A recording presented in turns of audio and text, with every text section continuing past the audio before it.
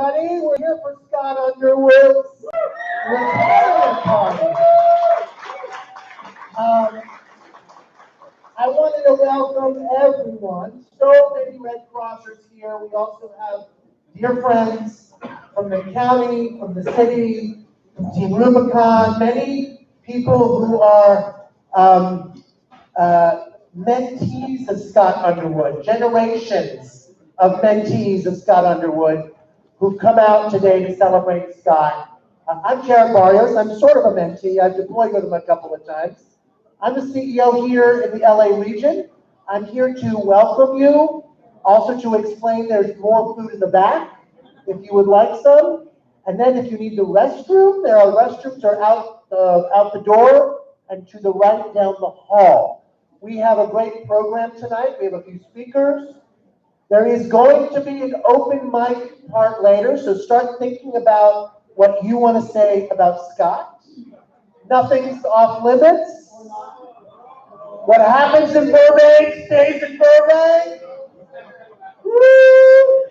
And now it's my pleasure to introduce to you your master of ceremonies, the guy with the best jokes in the Red Cross here in LA, Scott Saper.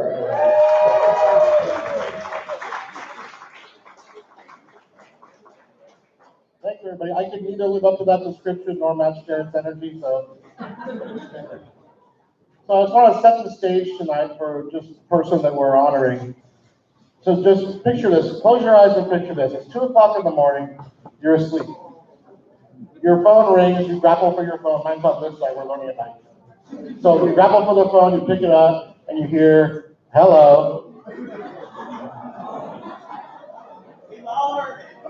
This means that your plans have ended. And then you hear, "What are you doing?" And you say, "I don't know. What am I doing?" And then you find out. So I'll have some more to say later. We have a lot of people talking tonight. Thanks everybody for coming up. Please continue to eat. There's plenty of food. I'd like to bring up Lisa Bennett, the Executive Director of Disaster Workforce Readiness. Lisa?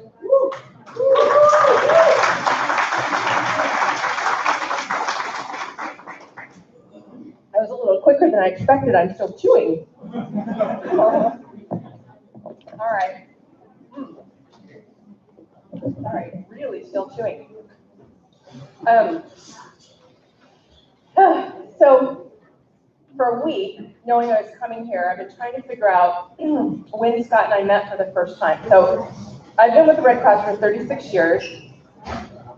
Most of it spent in the Bay Area, and now work for national headquarters. But Scott's like been a fixture for a good bit of that time, and I just couldn't figure it out. And I conferred with him just before, when I first got here, and we figured it out. It was Loma Prieta, which makes total sense because after Loma Prieta, I became much more involved in. That was when we started to work together. I really have appreciated so much about Scott over the many, many years that we have worked together.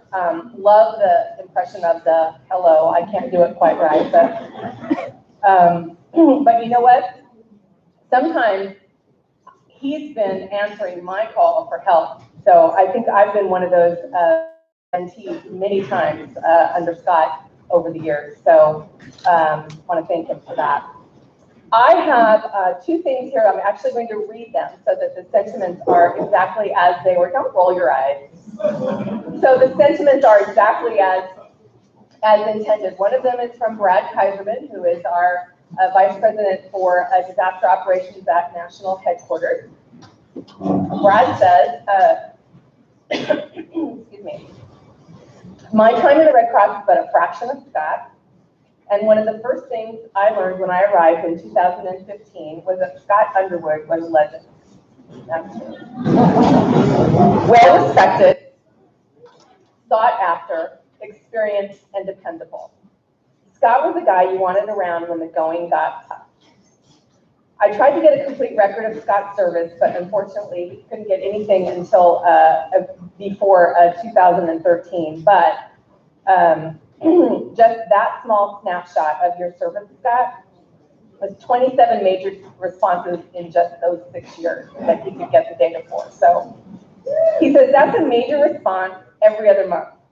Scott's work encompasses fires, floods, transportation incidents, mudslides, hurricanes, tropical storms, typhoons, earthquakes, and ranges from the Marianas to Florida, and everywhere in between. Almost always as a director or assistant director. I am personally grateful to Scott for his leadership, his commitment, and his humanitarian spirit, which has animated all of us. Thank you, Scott, for an amazing career and in service to your fellow man. That's Brad.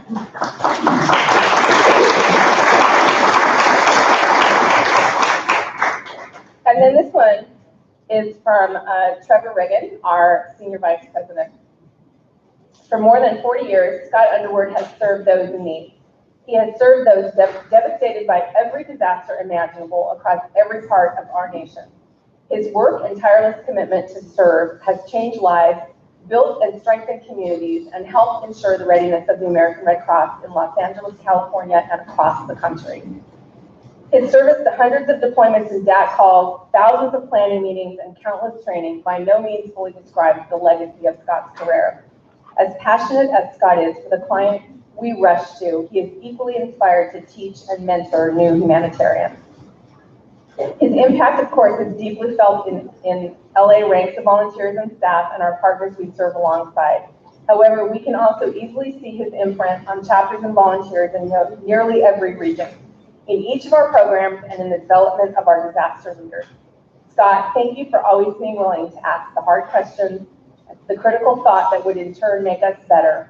Thank you for always being the first to volunteer, the first to step forward, and the last to leave when the work still needed to be done. Thank you for serving, but most importantly, thank you for living out a career that is leaving a legacy that has made us all better humanitarians. Congratulations and thank you.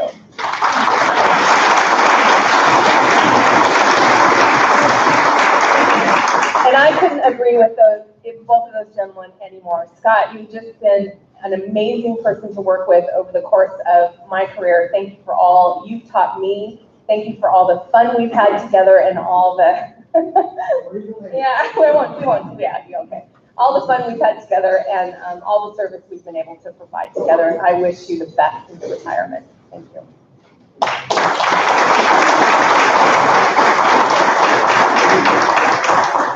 Thank you, Lisa. Next up, I'd like to bring our Division Disaster Director, Ty Franklin.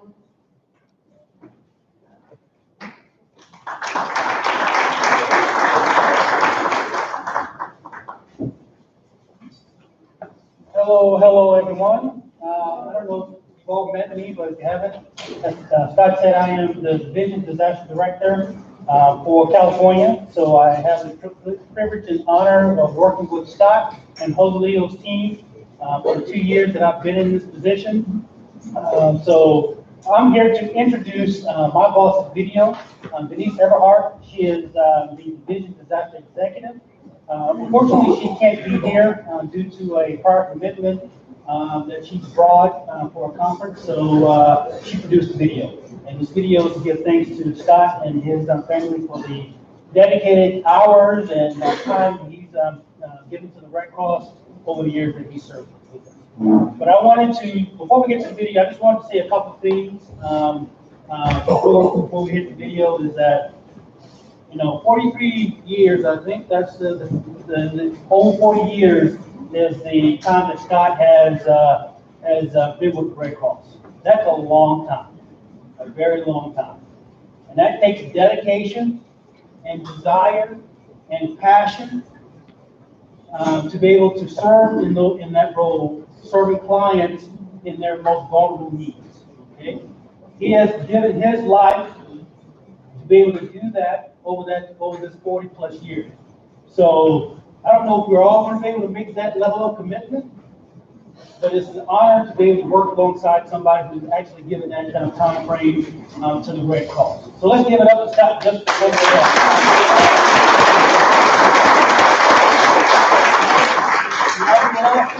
I have had the honor of working with him. He has served on numerous disaster relief operations over his time with the Red Cross. Too many to count, too many lives that he's touched over those years, and I know that he will continue to touch lives as he goes forward with his new adventure. Retirement is just a transition to your new life again. Okay, all you're doing is leading one organization and maybe going to another. That other may be your household. So I just wanted to say thank you for that, for your time and your dedication that you've given, the sacrifices. You know, you got to think about it. 40 some odd years, you sacrificed a lot. You know, I heard Scott say in the middle of the night he gives a call, like, hey, what are you doing? There's something going on. That means that you now got to get out of your bed, go somewhere, and help somebody in need, right? That's what Scott's been doing for the last 4 years. And that's an honor and privilege to be around somebody who's dedicated his life to doing that. So on behalf of the division team, Denise, Luke Beckman, Chris Boyle, Kathleen Guptill, Ian Dwyer, we want to say thank you, job well done, and God bless you and your family in your next life adventure. Okay?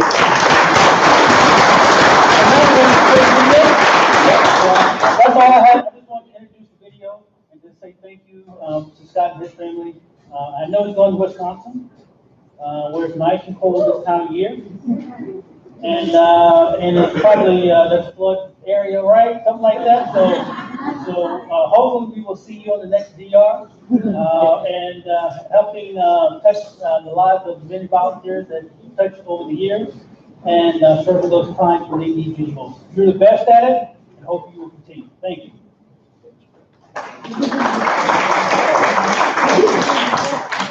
Hi everybody, it's Denise, and I know you're all surprised I'm recording from a hotel room.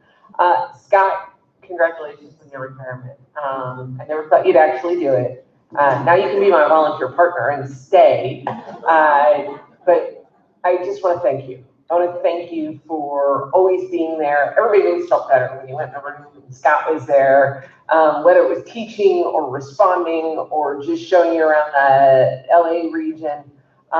Scott, you brought such skill. My two favorite memories. Number one, you and I cooking that barbecue 4th of July lunch on that grill that we made out of cinder blocks at the Erskine fire.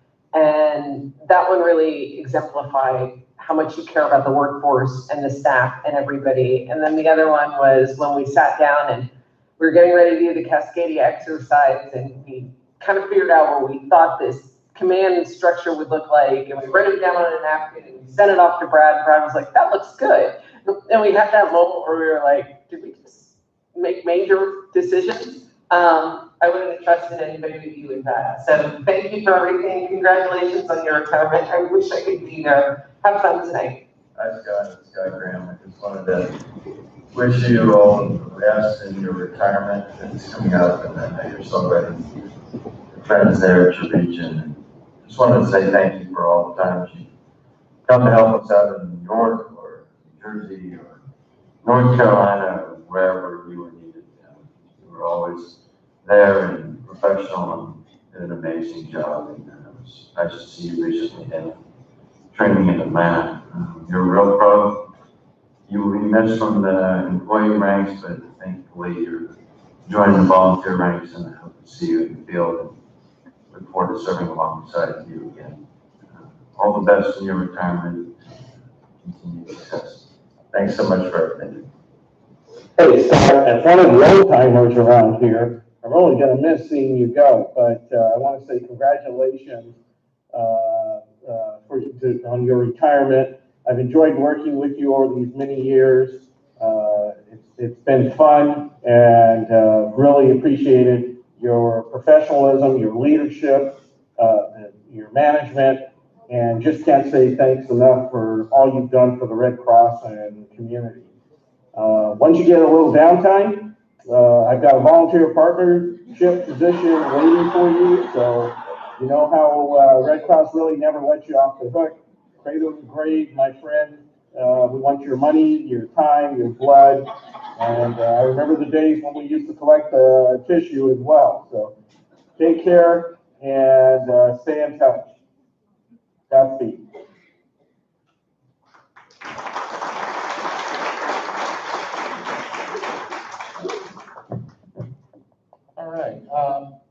So I'm going to talk a little bit from my perspective about Scott and what it's been like in the time that I've known him. I first met Scott in 2003 or 4 when he was with the service area. I know this, I still have a business card I got from him back then. It was in a class at Riverside, and I got the impression that I didn't really know who he was, but I knew he knew what he was doing. And that's been reinforced since then. I have a few stories to illustrate that point. I had asked, well, okay, starting back at the powerhouse fire, which was in 2013, I think. We need to keep running water to the shelter over and over again. And I ran water up there. I happened to have my former wife with me at the time. She wasn't former at the time. Things changed. So we went up there and with all this water, and there was water everywhere when we got there, pallets of water everywhere. I got out of the truck, and Scott took me by the shoulder and steered me around to see the different things. And I got back in the truck and left with the water. And she pointed out 2 things. The first thing she said is, "Why is Kenny Rogers angry at you?" And the second thing she said is, "He didn't say a word." I'm like, "Yes, he did. He told me that, and I need to go to work now. So we're not going to dinner tonight." A few years ago, I met with Scott in the warehouse, and I asked him to mentor me because I knew that this day would eventually come. And while I've been around for 20 years and been doing disaster for 20 years, he's been doing it my whole life. I'm 44. So my entire life he's been doing this, and I thought it might be good to learn something from him. So I asked him to do that, and he agreed to do it. And I was a little bit annoyed for a while because he didn't do it in the way I thought he would do it. It was never a formal thing. It was just little things, little pieces of stuff, little stories. He kind of made me dig for the lessons, which is good because I learned well that way. And also just throwing me into the fire with different things. And so on the Erskine fire, I was going to be logistics up there, and I got there. The disaster director was Tracy McBroom, and she said, "Oh, I'm so glad you're here. Scott Underwood says you're a great closer, great for closing the yards." I had never done that in my life. So I told her, "Sure I am," and I figured out how to do it. And I learned well enough, but I knew I could reach out to him and go, "Okay, I can't do this. What's going on?" So there was that. There's also, I remember a time very clearly where I always played this game in the EOC. I would watch people come up to him and ask him a question, and I would think of what my answer would be. And he would give an answer, and I would go, "Oh, that's better. I like that answer better." So I would learn something from it. And one time, he sat me down, and he asked me if I knew how to do a service delivery plan. I'm like, "Yeah, I know there's a template on the exchange and all that." He says, "No, that's how you record it." He goes, "You know how to do it." And he sat down with a piece of paper and he showed me, this is where the client's heads are going to be at this time, at this time, at this time following the disaster. This is what they need. And having that first and then breaking down how you get there was an eye-opening experience for me because I was thinking of how you do the thing instead of what needs to be done. So that was a hugely, hugely valuable lesson that took him 5 seconds out of his life and it made a huge impact on me. There were little things like that. He didn't do a lot of direct instruction, except for once.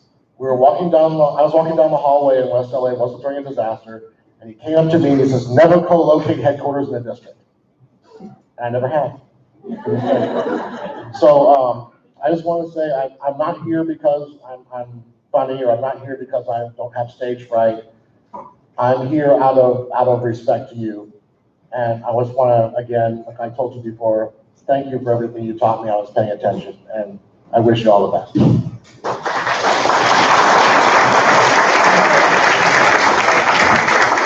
Now, Bernie's prepared a slideshow documenting some of Scott's time at the Red Cross. I have no idea what I'm doing. Can you guys hear me okay? Oh well. All right. So I offered to do a little biography on Scott.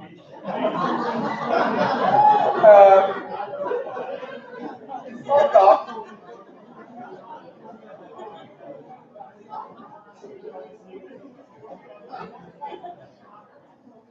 You won't believe how hard it is to get a story from Scott about himself. I mean, you ask him for something, he sends you like 4 sentences. And you're like, there's no way on earth this is enough. So you start kind of digging, and you realize that it's just never gonna happen. So, I figured I'll make some of it up. Scott started the LA chapter back in 1976. By the way, one thing I did find out that he actually started the whole thing volunteering in the beginning of January. So this whole 43-year thing is technically incorrect. It's actually 44 years and like 6 days. So the hardest part, honestly, is to find pictures of Scott. He avoids the camera like it's the plague. And you can look for things, you'll see like a flash of hair moving, or you'll see him driving away to the camera. But I did find his recruitment photo with another fellow recruit after doing some digging. It took a long time.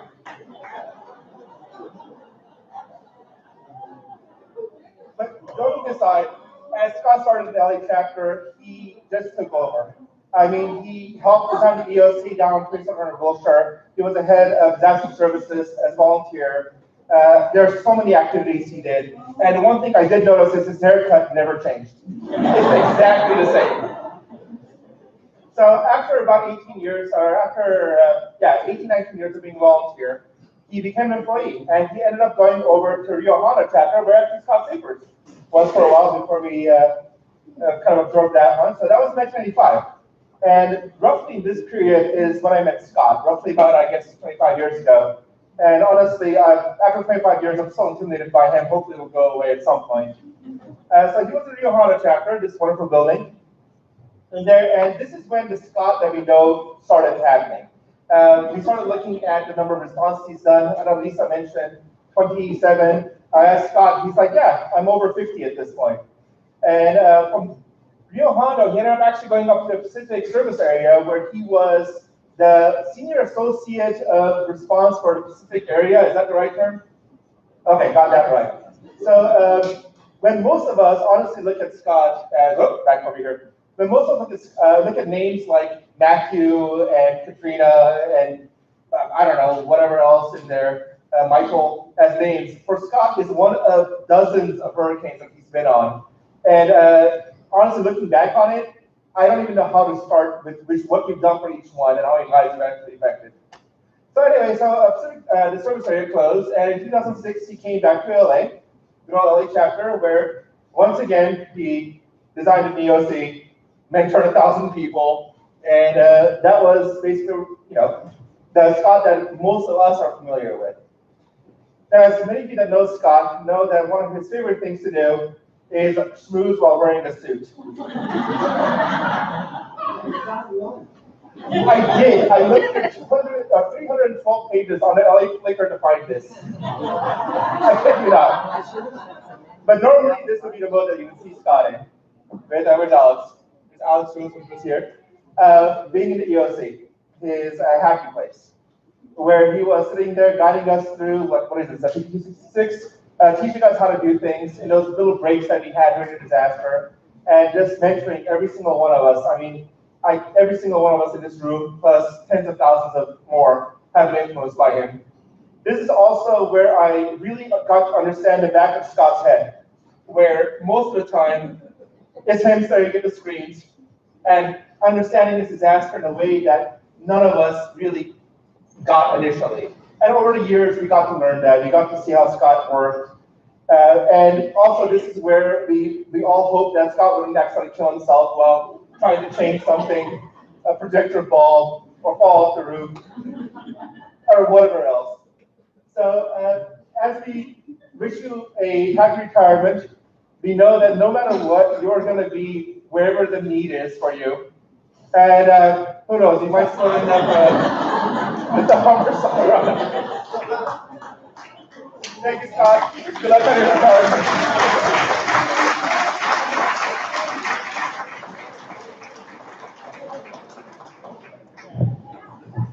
Hey, thanks, Brandon. You're actually in the photo. So, Bernie mentioned that Scott Underwood used to be in the Rio Hondo office before I was. What he didn't mention was the 20-year gap in between when we were there. When I got to the Rio Hondo office, Scott called me one day and he said, so there's a file cabinet in the top drawer, left-hand side, all the way in the back, there's a key, and it was there. So, cool. So I'm still hanging on to that. I don't remember why you asked me to last time. So now we'd like to open up the microphone for other folks who would like to talk. If you'd like to, just go ahead and come up and.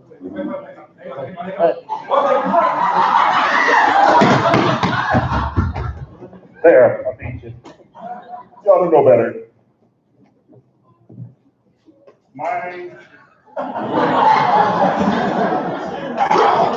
Nope, I got you.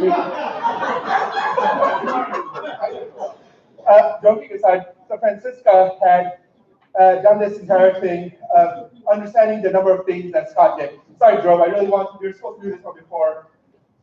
So Francisca, do you want to actually come up and do a little, or Scott? Do you want to do it? Okay. So this was basically here, let me start from the beginning. Just of all the responses Scott worked on, as many of them as we could find, and the number of people that he actually affected. Francisco, I think you're going to be better at this than I am. I'm out of breath. I was up catching up running. I'm a Red Crosser.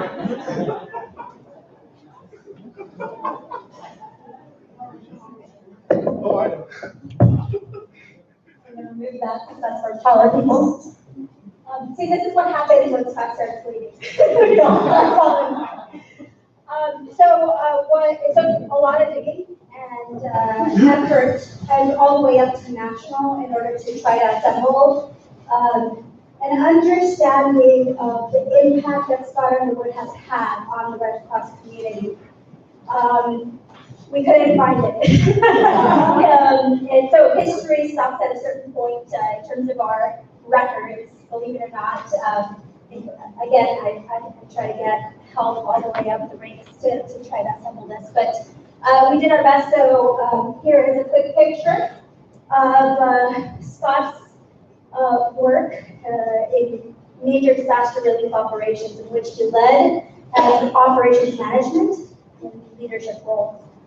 Along the way, he led, as you can see, tens of thousands of volunteers and employees, implementing his leadership and his skills and his unique way of mentoring us and guiding us in the right direction, and his perspective in the way that we were able to understand disaster and what clients need.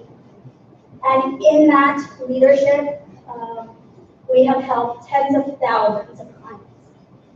Each one of those numbers related to clients represents a moment in time in which an individual he has led has had a direct impact on the client, whether it's through sheltering work or recovery assistance or health services or mental health services or spiritual care. He's been a leader to over 39,000 disaster workers, providing over 320,000 moments of care and compassion to our clients. And then, of course, there are the countless other deployments that we don't have records of anymore. Our understanding is he's basically been to almost every U.S. territory, with the exception of Alaska, Scott?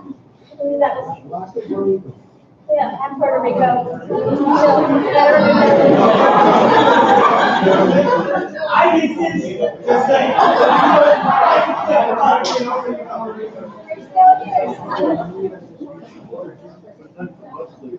So this is the moment to say thank you, and that I hope you understand that the reason that we all come together, whether it's Red Cross workers, volunteers, employees, from far back and from current, and all of our emergency management community are here because we understand that impact. And so we basically, this is for us. We want to make sure you're aware how much we care about you, and we appreciate that.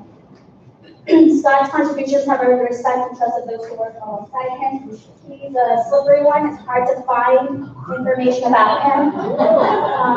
Here's an old article. When I woke up, everything in the house was shaking, said his words. I scooped up the baby, just another jolt knocked a chunk of plaster into her crib. We raced out of the house. I remember thinking how bright the stars were with the city so dark. When they got to the Red Cross, the windows were blown out, but we had generator power. Volunteers were already pouring in, most victims themselves. We had a big job getting shelters up and running and delivering 45,000 meals a day. After it was all over, somebody said we'd set up a $33 million corporation with a with 45 brand offices in 12 days.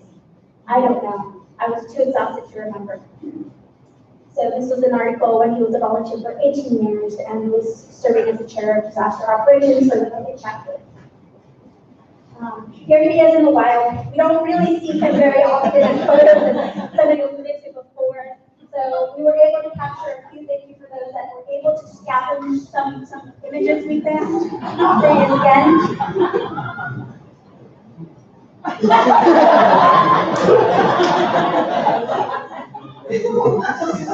This was during a leadership training. I don't know. A few miscellaneous images we were able to find, and elusive moments in which his smile was lighter, but that shows how much he loved his work.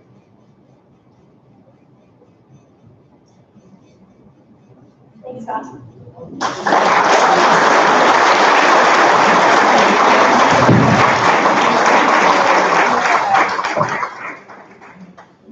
Okay, I guess. Break my neck. Okay, I'll make this fast and simple. My first recollection of meeting Scott was the first time I worked at ELC at the old Wilshire buildings. And they put me on the reception desk answering the phones for unknown calls. And I took this one phone call from the sheriff's department.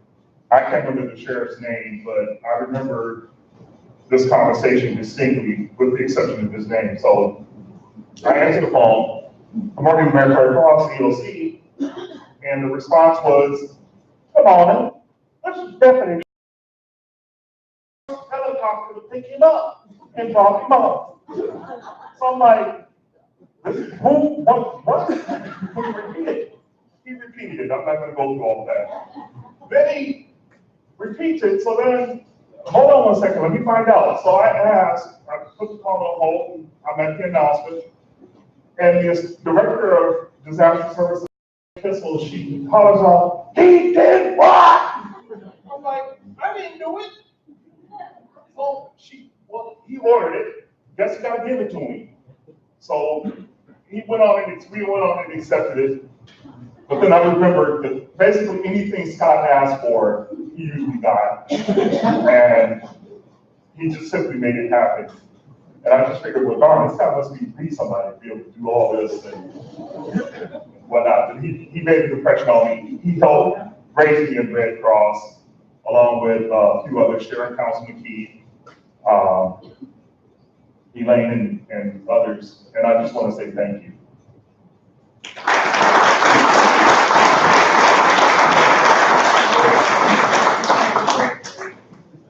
Can everybody hear me? Good, I haven't lost it. The event I'm going to talk about did not appear up there because this is not something that Scott was in charge of, but he was asked to help clean up somebody's mess.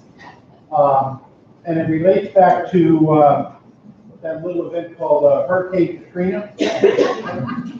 And I happen to be assigned there as one of the lead government liaisons. And I had a fortunate opportunity to be headquartered in New Orleans and working with all of the people there that did a wonderful coordination job. But one of the problems that we had was that was about the time that FEMA decided they were going to open up service centers, or DACs, or whatever they wanted to call them at that time, before the Red Cross even could get the words out of their mouth. And so we're cohabitating in a bingo parlor in St. Charles, and I've got the number 3 guy from FEMA in his motorhome and his Black Watch bodyguard and stuff like this, serving all of these clients. And Red Cross is sitting there going, because we can't get through on the phone line to get anybody to tell us what the hell's going on. So we had a team meeting, we said, how can we solve this problem? And somebody said, Deputy, ask somebody else anymore. See, what the hell? He said, well, they got these Spanish lines, and there's nobody here in New Orleans that's going to be speaking Spanish. Let's try the Spanish lines and see if they're open. So we pick up the phone, we call the Spanish lines. And we get a person on the other end, and of course, Say how many English before? Sure, I speak English. Great. Who's in charge there? Well, there's three guys here. There's one guy named Abby Keith. There's a guy named Rock Olive. And the third guy is Scott Underwood. Which one's available? What do you want? So I think Scott was the one that came over. I'm just really not sure. And I said, Scott, I got this problem. I got 1,500 people. I'm a liaison person. I got nothing with direct service delivery or stuff like this. But I got 1,500 people outside the damn door that want to be served. So, remember Scott? He was not very happy with me because we started doing some direct service there for 18, 24 hours a day, and they had to arrange to get people to come get this person's spot so they could go to the bathroom, so they could have lunch. Because we never put the phone down. They knew they better not hang up. And so that went on for 3 days. By that time, I was TDY back to California because I had to get back to my job here. And Scott and Abby and Rob serviced a whole bunch of clients that nobody ever expected to service. And I just thought we'd share that different type of approach to Scott. It's not going to get better than help. But like me, we're client oriented, and what we do is serve clients.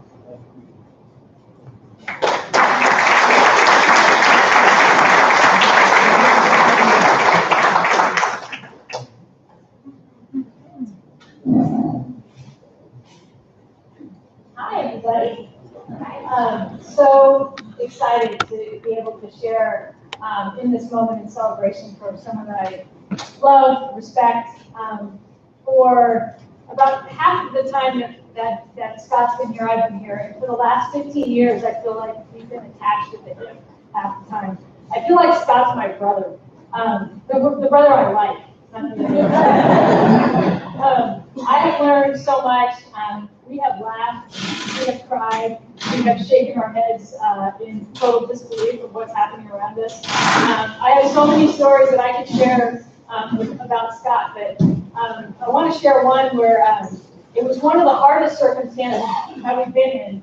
Forget all the disaster stuff, but there was this volunteer, and I know it's no one in this room, but a volunteer who had trouble in American Samoa finding a shower. And this person came to work every day smelling just a little funkier, and nobody wanted to have the conversation. So much so that their watch band scarf on their wrist was green. So one day he came to work after about a week of this had gone on. He came to work and he smelled like flowers. He said, well, what happened? How did that happen? And Scott said, I took care of it. And so he said, what did you do? He said, I just went up to him and said, hey, next time you get in the shower, lean in.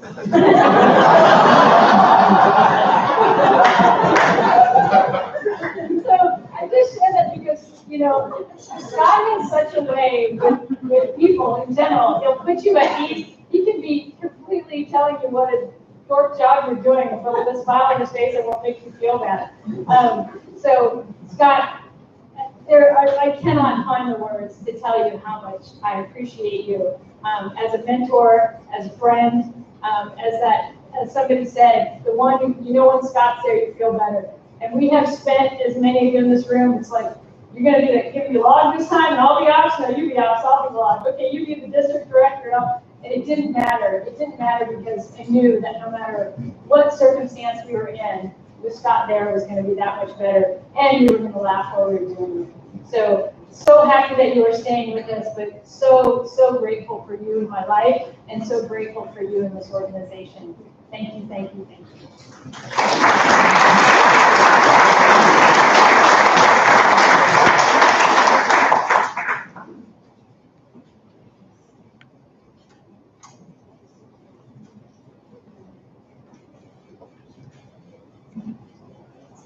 Anybody else want to come up and say anything?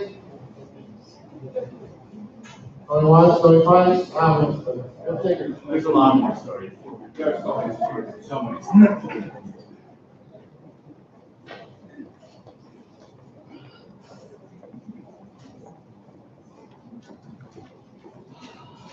Hey, Scott.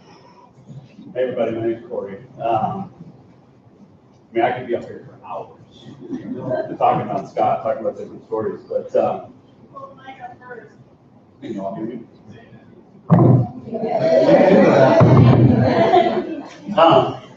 I could be up here for hours talking about Scott. I mean, it's like one thing, Scott, but I think a couple of things just to kind of frame this. Scott, we have had countless lunches and hole-in-the-wall shops across Los Angeles and around this country. I owe two people, and you're one of those, my appreciation of hole-in-the-wall restaurants. So thank you for that.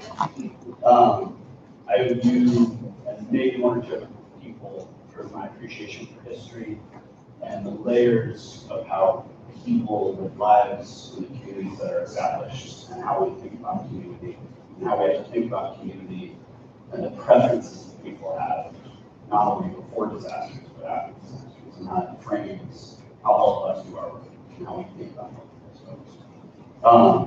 But when I really start to think about like the root and the origin of like what I've learned from you, it's fighting by the father, fighting by the son.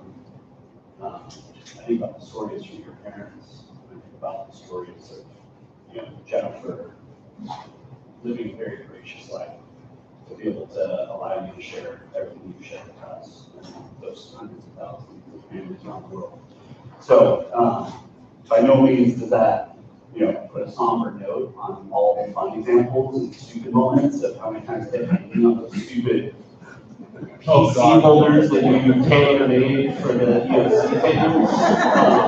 And I really did not want to install those things, but I didn't want to disappoint you, so I helped you install those stupid things. For the first time I met Alex Rose, and one of the very first times I met Alex Rose, and he was critiquing our thinking around how to, you know, organize those damn containers, only to something Alex would do, and he was spot on, like Alex usually is. But so I think, you know, Scott, I think what I just want to say thank you is, you know, I think you taught me how to be a better son, a better father, a better husband, and frankly, serve first. The whole thing, you know, serve first. So, thank you.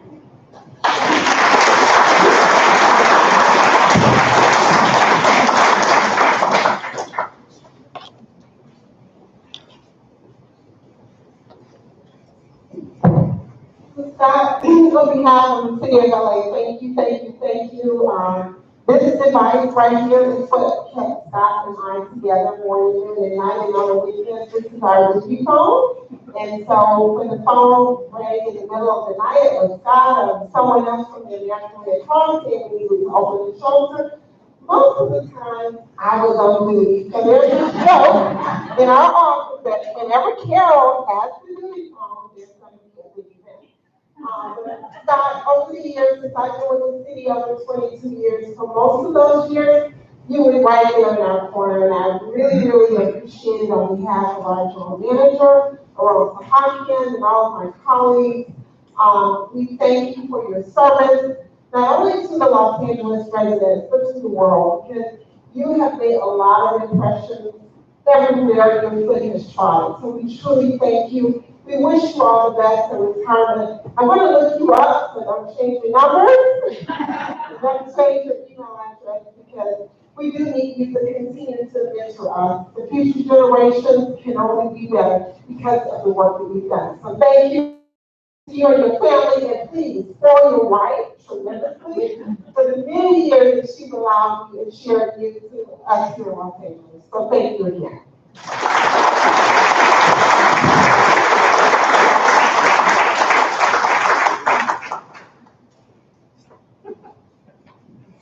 Marcus needs friends. Why bring one person when you can bring a whole team? Come on. Eileen, too. So we are the team that works directly underneath Scott at the LA region. We're the functional managers team. We've all worked with Scott through different disasters and through different lengths of time and lots of different things. There's kind of a running joke between most of us. One of the things that we get asked a lot is to think about, well, what would you do if X, Y, Z happened, or how can we solve this problem? And our standard response is, call Scott Underwood. So as she said, we're gonna need that number, because we're probably still gonna call you. All jokes aside, your mentorship, I can speak for all of us, has meant so much. We don't really know what we're gonna do without you, but we all know that we've been better for having you as our leader, and we know for many more years to come, we're gonna have you as our friend. So from the bottom of my heart, from your team, we say thank you.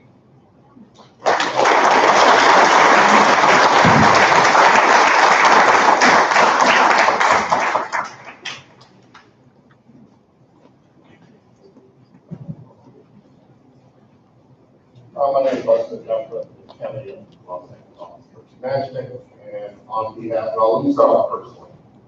I've been in LA County for about 6 years now, but I came up here from San Diego. My office, when I was leaving, told me to look up Scott Underwood. Didn't know who Scott was, but they told me if I need to work with the Red Cross, I need to find Scott. So I'm happy to have Scott personally, all the late night phone calls that I've actually received from you. But I want to say, when we had to call Scott late night, he also answered the telephone. So I'm going to thank you for that on that behalf. The other on behalf of the county, our Office of Emergency Management and the rest of the county department are probably those that from the ELC. Those who've been in the ELC, his partnership with us has been remarkable. We get to do a lot of the things that we actually do as a partnership. So when we look at all the 88 cities that we actually have to serve here, us reaching out, being hand in hand is the most important thing we can actually do. So on that note, Scott, I wish you the best in retirement. Thank you for all the things you've actually done for us, all the assistance you've actually provided to us, the training, and for all of you in here who actually stood behind Scott, we appreciate you all as well. Thank you.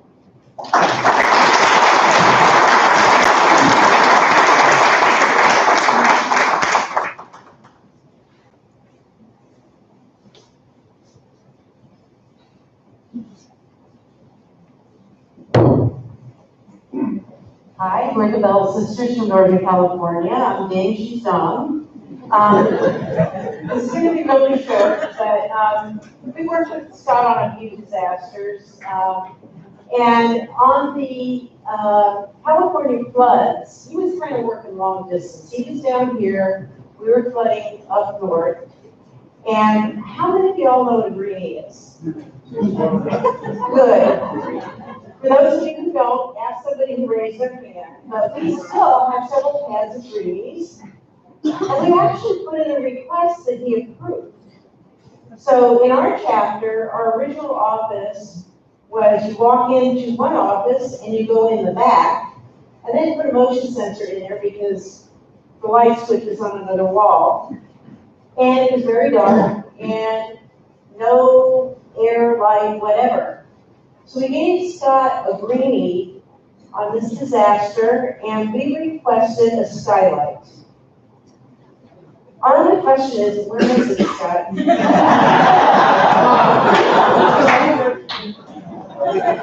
didn't happen. You were in charge. So anyway, facilities, right. So anyway, we just want to thank you for the fun we've had on disasters with you from near and far, and wish you the best of luck on your retirement, which, if you're like me, a retiree failure, you will continue to play with us in the sandbox on disasters. So, Eddie, you have something to say? No. No? I bet you do. Throwing Eddie under the bus.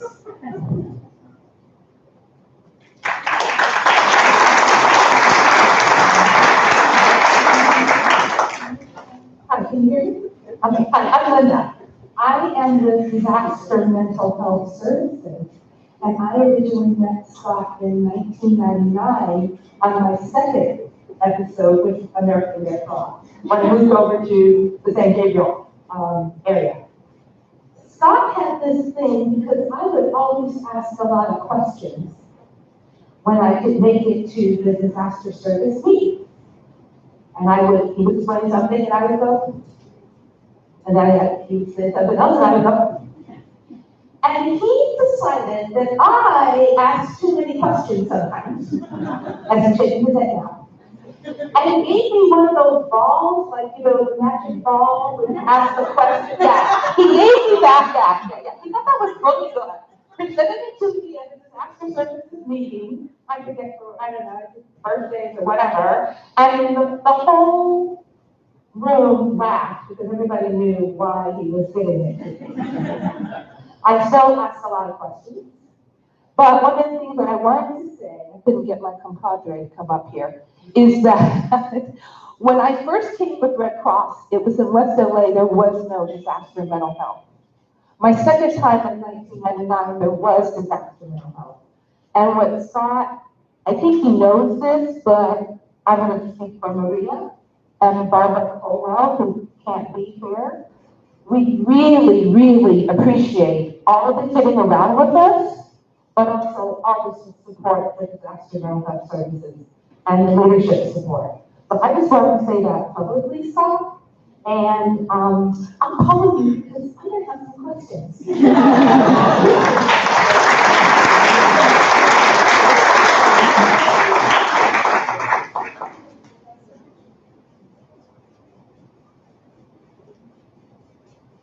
Okay, last call, anyone else wants to come up?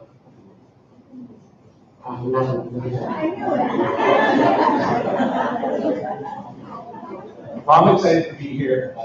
It's a real honor just to follow some of the other people that have been as shaped and inspired as much as I have been by Scott.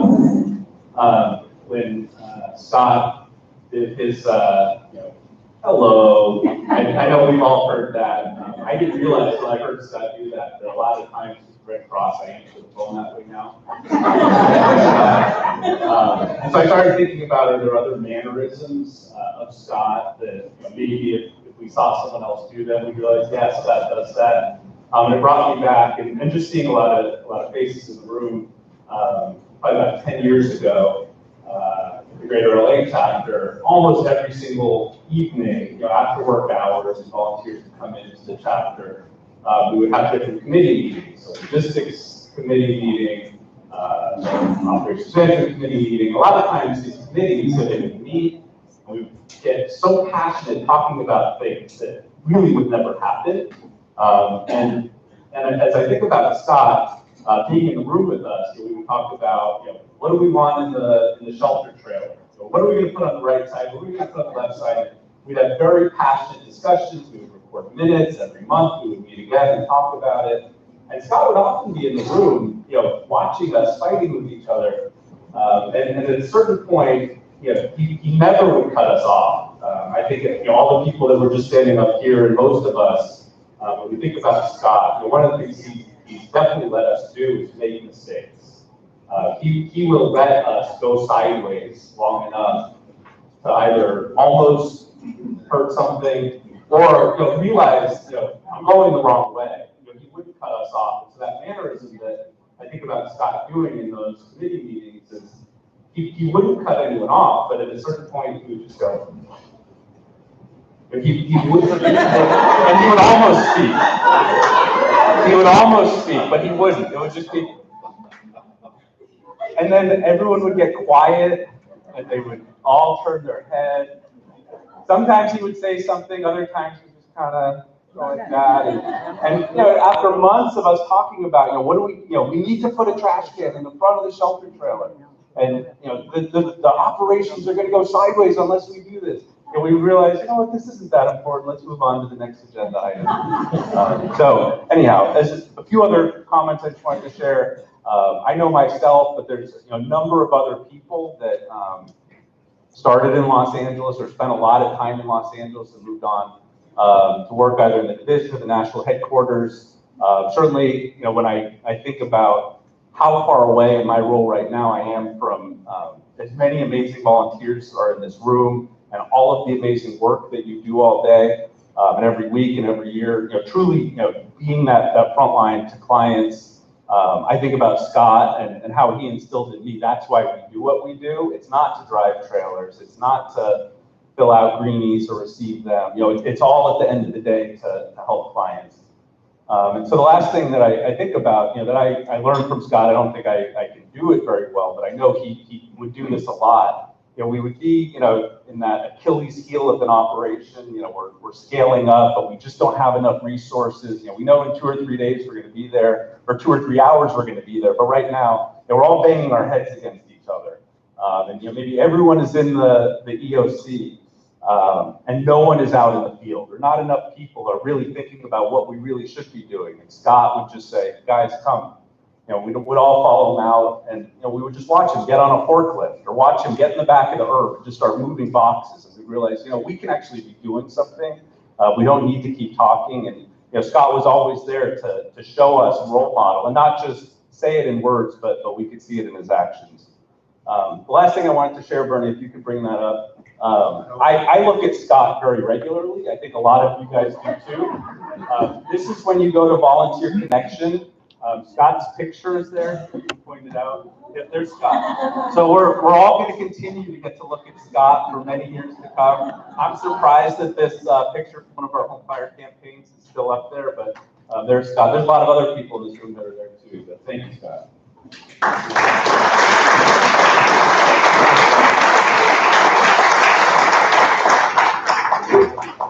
I just wanted to add something that Alex's comment brought to mind. A few years ago, we were having a difficult time getting some cooperation from some folks outside the Red Cross that we needed to get cooperation from. And I called trying to help out, and they asked, who are you? I said, this is Scott with the Red Cross. I wasn't really thinking.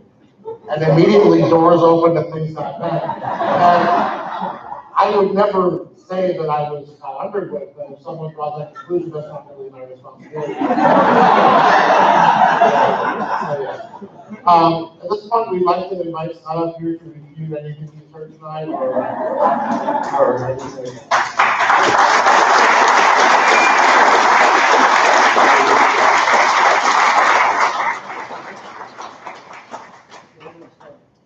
Don't give it.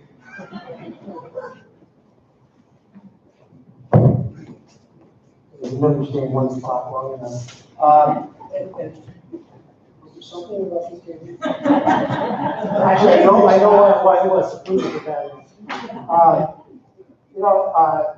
Yes, we reviewed some of this, but no, not really. I mean, it's all good things. You guys have done amazing things. I'd like to take credit for a lot of the things that we've heard about tonight, but I can't. Because you're all the front lines getting out there to do it. And, being this volunteer agency, you guys do amazing things every day. And I said this 1,000 times, which allows me to tell people about it.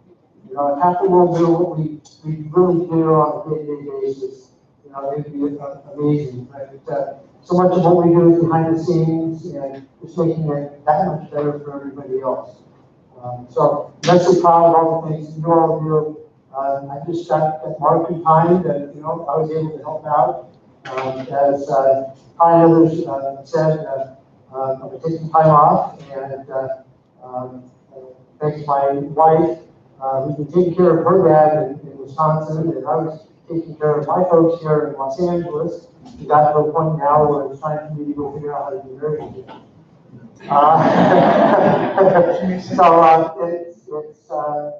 I'll be leaving a week today to go back to Wisconsin, and we're going to move there and take up residency there, essentially in our house, and we'll figure it out as we go. About 6 months down the line, or 8 months, or whenever I get around to it, I've learned one very important word, that's no. And many of you in here have had me lead that conversation about the importance of using the word no, because we all will just keep grabbing on here and we'll be doing more and more. That's okay, say no. And so I'm going to switch over to that side and be part of the National Response Team, management teams, to go on broader operations and doing some talk about twins and division kinds of things mostly. As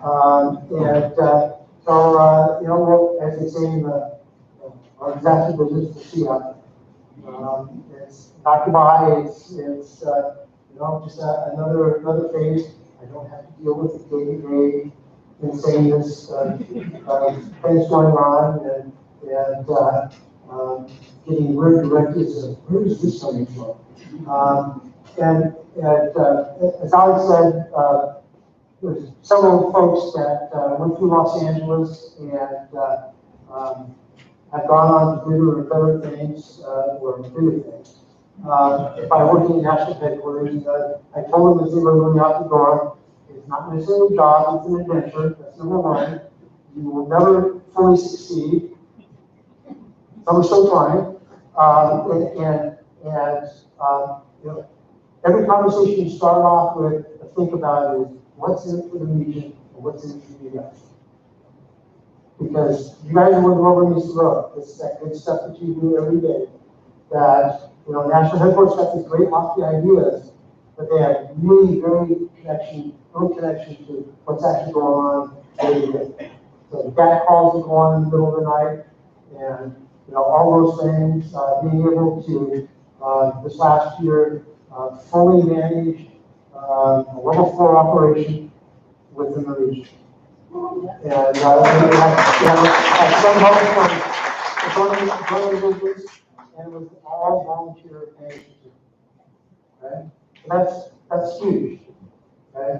I would set you guys up toe to toe with any other region to do that. And you know, we've all got deficiencies, but we all were able to pull off. So hugely proud of everything that's going on. And I thank you for all coming tonight. And I think it's time to tell some more stories and half-truths that go on during disasters. You know, disasters are interesting work environment for all of us because it's high pressure, high bonding time, and you know, I don't know about you, but half the time you go home after these disasters, and you want to tell the stories to realize, man, you know, you know what went on, what happened, you know, what's the kind of conditions, what things we were dealing on. So, thank you all. Thank you for coming tonight. It was great to see 115 or so folks here today with the training academy. I think it's about the same number for tomorrow. So lots of good training opportunity going on, you know, I appreciate a lot of your support. Side note, thank the school at some point. They are amazing for us. They seem to give us this facility for custodial service. That's what's happening. So huge benefit for us. We're one of the few regions that can get the training done in that fashion, and a lot of good things go on. So thank you. Okay.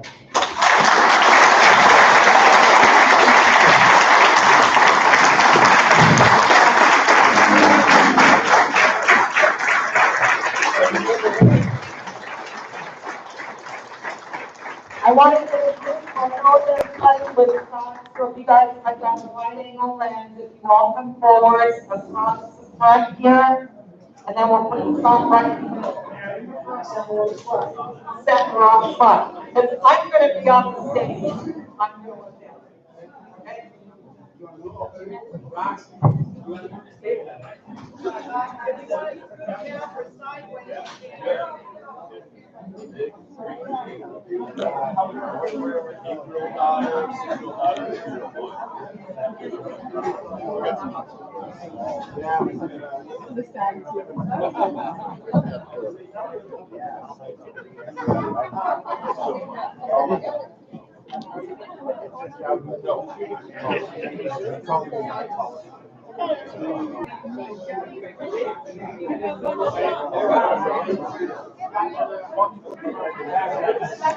I got a live mic here.